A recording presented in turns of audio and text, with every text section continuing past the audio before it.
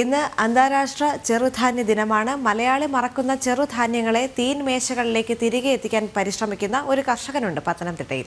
കവിയൂർ സ്വദേശി പ്രശാന്ത് ജഗന്റെ ചെറുധാന്യങ്ങളുടെ മാതൃക തോട്ടത്തിലേക്ക് പോയി വരാം.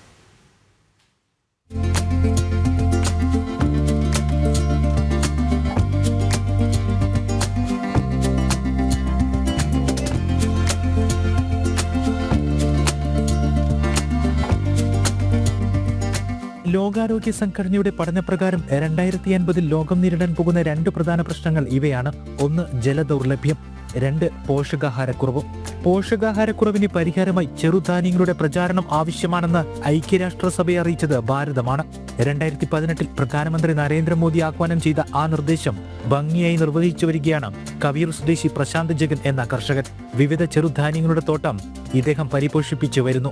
ഒപ്പം ബോധവൽക്കരണ ക്ലാസുകളും നടത്തുന്നുണ്ട്. പണ്ടുകാലങ്ങളിൽ നമ്മളുടെ പഴമക്കാരുടെ 3 നേരത്തെയും ഭക്ഷണമായിരുന്ന ചാമ, തിന, പഞ്ഞപ്പുല്ല്, വരക്, കുതിരവാലി പോലെയുള്ള അല്ലെങ്കിൽ മണിച്ചോളം അല്ലെങ്കിൽ കമ്പ് എന്നറിയപ്പെടുന്ന ഈ ചെറുധാന്യങ്ങൾ ഇന്ന് അന്യം നിന്ന് പോയിരിക്കുകയാണ്. ഈ അന്യം നിന്ന് പോയ ചെറുധാന്യങ്ങളെ നമ്മുടെ തീന്മേശയിലേക്ക് കൃഷിയിലൂടെ കൊണ്ടുവരിക എന്നുള്ളതാണ് നമ്മുടെ പ്രധാനമന്ത്രി അന്ന് എടുത്തു പറഞ്ഞ കാര്യം. കൃഷിക്ക് വളരെ കുറച്ചു മാത്രം ജലം ആവശ്യമുള്ളൂ എന്നതാണ് ചെറുധാന്യങ്ങളുടെ പ്രത്യേകത. ഭക്ഷണത്തിൽ നാരുകൾ, പോഷകങ്ങൾ എന്നിവ നിലനിർത്തി നമ്മുടെ മുൻ തലമുറ ഭക്ഷണ സംസ്കാരം പിന്തുടർന്നപ്പോൾ പുതുതലമുറയ്ക്ക് ഇവ അന്യമായി. ജീവിതശൈലി രോഗങ്ങളെ പ്രതിരോധിക്കാൻ ഏറ്റവും ഫലപ്രദമായ എല്ലാ ചെറുധാന്യങ്ങളും ഈ തോട്ടത്തിലുണ്ട്.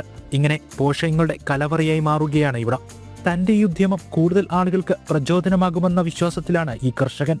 ജനം, പത്തനംതിട്ട.